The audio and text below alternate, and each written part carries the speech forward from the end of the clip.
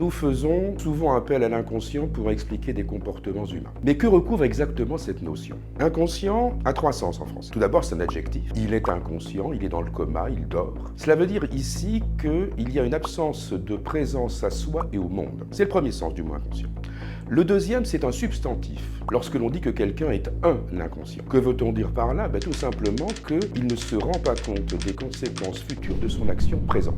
Alors, bien entendu, il ne dort pas, il n'est pas dans le coma. Il ne sait pas effectivement les dangers éventuels donc de son action présente. Enfin, troisième sens du mot inconscient, cette fois-ci, c'est l'inconscient. Et l'inconscient, c'est encore un substantif. Or, justement, ce terme-là est problématique. Pourquoi? Parce que l'inconscient, par définition, échappe totalement à la conscience. Et si justement il échappe totalement à la conscience, il n'y a donc aucune expérience possible de l'inconscient, puisque toute expérience suppose la conscience. Par conséquent, de quel droit parler de l'inconscient? Alors posons le problème, est-ce que l'inconscient désigne en effet quelque chose, une réalité positive? Ou au contraire, n'est-il qu'un terme purement négatif, semblable au néant par exemple? Eh bien, c'est ce que nous verrons.